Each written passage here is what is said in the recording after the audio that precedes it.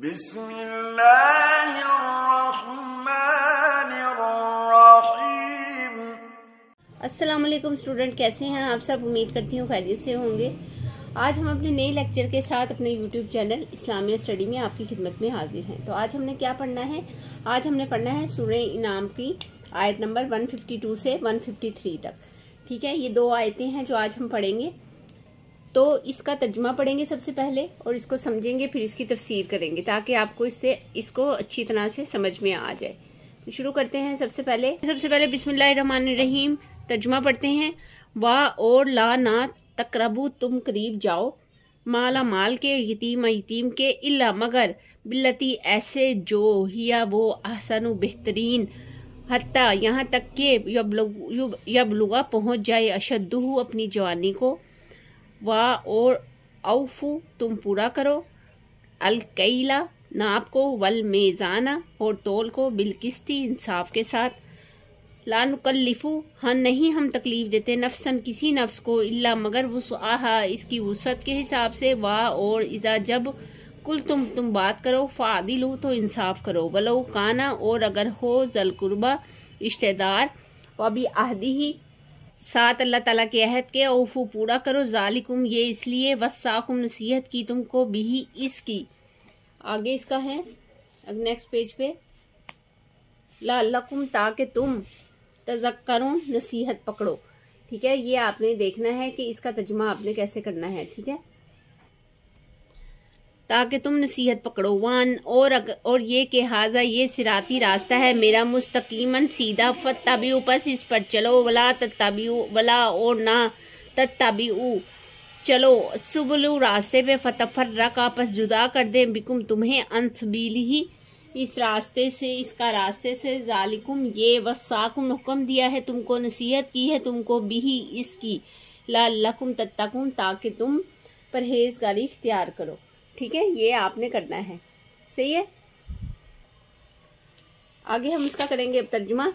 बा मुहावरा तर्जुमा नीचे भी लिखा है, फिर भी मैं करवा देती हूँ।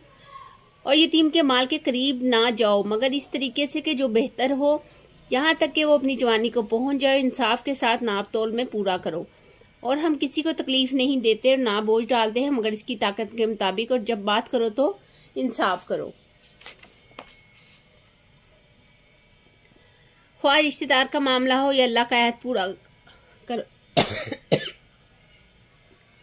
ख्वाह रिश्तेदार का मामला हो और अल्लाह का अहद पूरा करो, इसने तुम्हें ये हुक्म दिया है ताकि तुम नसीहत पकड़ो, और ये कि मेरा रास्ता सीधा है बस चलो इस पर, ताकि तुम परहेजगारी इख्तियार करो। ठीक है, ये हो गया हमारा तर्जुमा। अब हम आम रूटीन की तरह सबसे पहले अरबी क़वाइद करेंगे। अरबी क़वाइद मैंने आपको हमेशा कहा है, पहले तर्जुमे में से ढूंढ लिया करें फिर आगे किया करें। ठीक है, अरबी क़वाइद में है फ़ेल माजी, सबसे पहले काना फ़ेल मुज़ारे है, यबलुगा है, नुकल्लिफू है, तत्तकून है, तज़क्करून है, फ़ेल नहीं में ला तकरबू और ला तत्तबिउ, फ़ेल अमर में औफू, फत्तबिउ में इत्तबिउ और हु जो है ज़मीर है, कुल तुम में कुल, फ़ेल अमर तुम, मुरक्कब इज़ाफ़ी में अशद्दहु, माला यतीमी बिअहदिल्लाहि, बी जो है हर्फ़ जर है, अहदिल्लाहि जो है मुरक्कब इज़ाफ़ी है, ज़ल कुर्बा भी मुरक्कब इज़ाफ़ी और सबीली ही में मुरक्कब इज़ाफ़ी है। हर्फ़ जर में बिलकिस्ती में बा है, बिअहदिल्लाह में बी है और अन है। ठीक है, हर्फ़ जर है। ज़माइन में क्या है, हिया, हाजा, शद्दाऊ में हु ज़मीर है, बस आहा में हा ज़मीर है, कुल तुम में कुल है, फ़ेल अमर में तुम है, और ज़ालिकुम, वस्साकुम, लअल्लकुम, बिकुम में कुम ज़मीर है, और सबीलिही में हा ज़मीर है। ठीक है, आगे इसकी तफसीर तशरीह, इसके अलावा मैं डिस्क्रिप्शन में भी हमेशा डाल देती हूँ, वहाँ से भी आप देख लीजिएगा, वो तफसीर इब्ने कसीर से लेके डालती हूँ।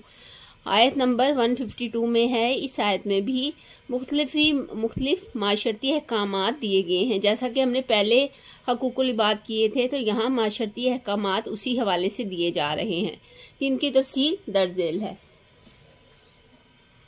माल यतीम ना खाना, यतीमों का माल के बारे में मुस्तहसन तरीके के अलावा किसी और तरीके से ना जाओ, यानी इसके माल ना खाओ हत्ता कि वो जवानी तक पहुंच जाए। इसका ये मतलब नहीं कि जवानी तक पहुंचने के बाद मुस्तहसन तरीके के अलावा किसी और तरीके से यतीम का माल खाना जायज़ हो जाएगा, बल्कि ये इसलिए इरशाद फरमाया गया है कि सने रश्त तक पहुंचने के बाद यतीम अपने माल का खुद मालिक हो जाएगा और वारिस से इसकी जिम्मेदारी ख़त्म हो जाएगी। मुस्तहसन तरीके से मुराद ऐसा तरीका है जो बेगर्जी, नेक नियति और यतीम की भलाई और खैरख्वाही पर मबनी हो, जिस पर खुदा और खुल्क की तरफ से तुम पर एतराज़ ना हो।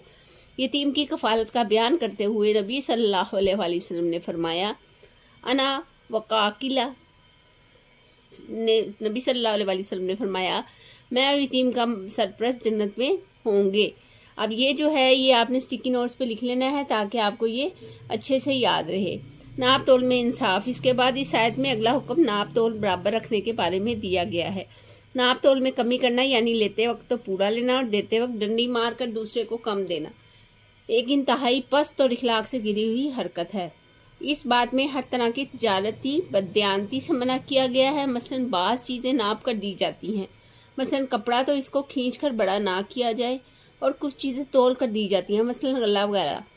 इसलिए अल्लाह ताला ने फरमाया, वाक़ीमुल वज़नी बिलकिस्ती वला तुक्सिरुल मीज़ान। सूरह रहमान में है ये आयत। और वज़न इंसाफ के मुताबिक पूरा करो, नाप तोल में कमी ना करो।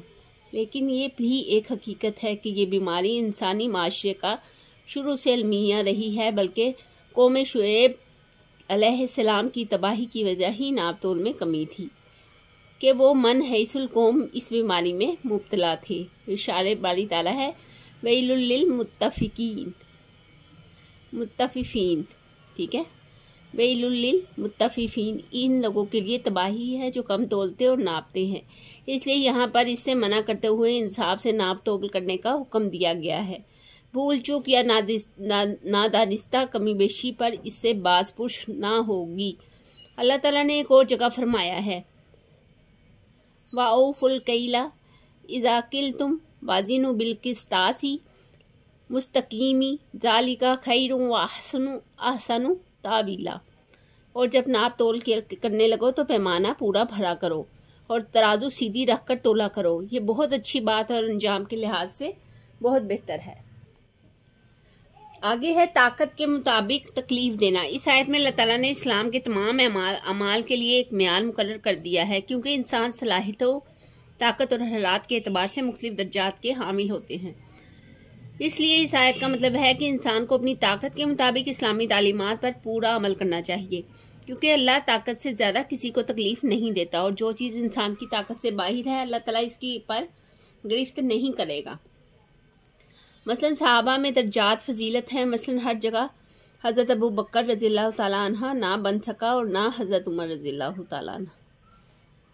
हक़ और इंसाफ की बात रखना। इसके बाद इंसाफ की बात कहने का हुक्म दिया है।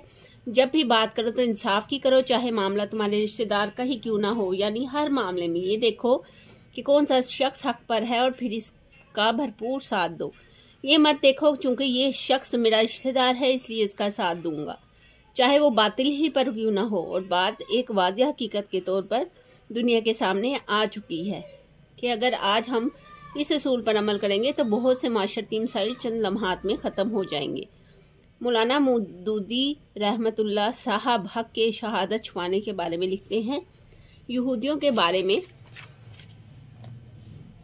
अल्लाह की सुन्नत पूरी हो चुकी है, अब हम मुजरिमों के कटहरे में खड़े हैं और हमारे साथ इसका कोई रिश्तेदारी नहीं कि हम इस जुर्म का इर्तिकाब करें और सज़ा से बच जाएं। हकीकत है कि हम हक की शहादत देने में जितनी कोताही करते हैं बिल्कुल और बातिल की शहादत देते में हमारा कदम जिस रफ्तार से आगे बढ़ रहा है ठीक इसी रफ्तार से हम गिरते चले गए हैं।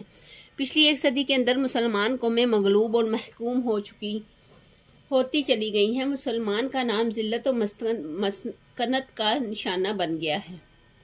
इसलिए अल्लाह ताला ने फरमाया है, वला तक्तुमुश शहादता वमन यक्तुमहा फइन्नहु इस्मुन कल्बुहु, और शहादत को ना छुपाओ और जिसने इसे छुपाया बस बेशक इसका दिल गुनहगार हुआ। आगे इसका बताया है कि अल्लाह से अहद को पूरा करना। इसके बाद अल्लाह से किए हुए अहद को पूरा करने का हुक्म है। सैयद मदूदी रहमतुल्लाह अलैह के नज़दीक अल्लाह के अहद से मुराद वो अहद भी है जो इंसान खुदा से करे और फिर खुदा का नाम लेकर इंसानों से करे, और एक अहद वो भी है जो इंसान खुदा और इंसान के दरमियान इस वक्त अपने आप पर बन जाता है जब इंसान इंसानी सोसाइटी में पैदा होता है। इसके बाद इन हिदायत का मकसद बयान किया गया है कि इनके ज़रिए से तुम्हें नसीहत हासिल हो और तुम इन्हें याद रखो। यानी ये सिर्फ पढ़ने की चीज़ें ही नहीं बल्कि अमली ज़िंदगी में नाफिज करने वाली चीज़ें हैं। बहरहाल अल्लाह से किया गया अहद हर हाल में पूरा करना चाहिए। इरशाद बारी ताला है अबी अहदिल्लाहि औफू, और अल्लाह से अहद को पूरा करो। इसके ताल्लुक चाहे अल्लाह से हो या इंसानों से। इसलिए इरशाद नबी सल्लल्लाहु अलैहि वसल्लम है ना ईमान लिमल्ला अहद लहू, जिसमें वादे का एफा नहीं इसका ईमान नहीं। आयत नंबर 153 की जो है सिरात मुस्तकीम की वो तफसीर ये है। इस आयत में सिरात मुस्तकीम की वजाहत करते हुए अल्लाह ताला ने इरशाद फरमाया है कि यही मेरा सीधा रास्ता है, लिहाजा तुम इस पर चलो। सिरात मुस्तकीम को वाहिद के सीगे से बयान किया गया है ताकि ये वाज़िया हो जाए कि अल्लाह की, कुरान की और रसूलुल्लाह सल्लल्लाहु अलैहि वसल्लम की एक ही राह है, एक से ज़्यादा नहीं, और उम्मत मुसलमा को इसी एक राह की पैरवी करना होगी। वरना इसको तंबीह करते हुए साफ साफ कह दिया है कि इस रास्ते से हट कर किसी और रास्ते पर चले जाओ, और अगर चले तो इसका नतीजा ये निकलेगा कि खुदा की राह से दूर हो जाएंगे। गोया कि खुदा की रहनुमाई को कबूल ना करने के दो बड़े नुकसानात हैं। एक तो ये कि हर दूसरे रास्ते की पैरवी इंसान की इस सिरात मुस्तकीम से हटा देती है जो खुदा के करीब और इसकी रज़ा तक पहुँचने का एक ही ज़रिया है, और दूसरे ये कि इस राह से हटते ही बहुत सी पगडंडियाँ इंसान के सामने आ जाती हैं जिनमें भटक कर इंसानियत तबाह होकर रह जाती है। इसके साथ ये आयत का मकसद भी बयान कर दिया गया कि सिरात मुस्तकीम इसलिए तुम्हारे सामने वाज़िया की गई है ताकि तुम परहेजगारी इख्तियार करो। इसलिए अल्लाह ने मुसलमानों को सीधे रास्ते के लिए अल्लाह से दुआ करने का हुक्म दिया है। इहदिन सिरातल मुस्तकीम, ए अल्लाह हमें सीधी राह दिखा। इससे फाका परस्ती की मजम्मत भी निकलती है क्योंकि ये भी सिरात मुस्तकीम छोड़ने का नतीजा होती है।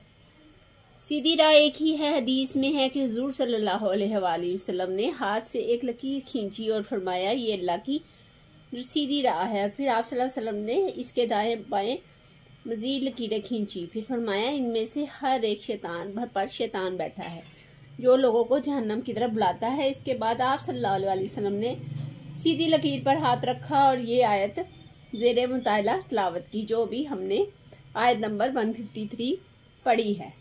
यहाँ तक हुई हमारी तफसीर मुकम्मल। उम्मीद करती हूँ ये सारा आपको समझ में आया होगा, और अगर आपको ये समझ में नहीं आया तो आप मुझे बता सकते हैं कमेंट में, ताकि नेक्स्ट टाइम मैं इसको ज़्यादा अच्छे तरीके से समझा सकूँ। मेरे चैनल को लाइक कीजिए और सब्सक्राइब कीजिए ताकि हर नई आने वाली वीडियो आप तक पहुँच सके। अपना बहुत सारा ख्याल रखिएगा। नेक्स्ट वीडियो में नेक्स्ट लेक्चर के साथ आपसे फिर से मुलाकात होगी। तब तक के लिए अल्लाह हाफिज़।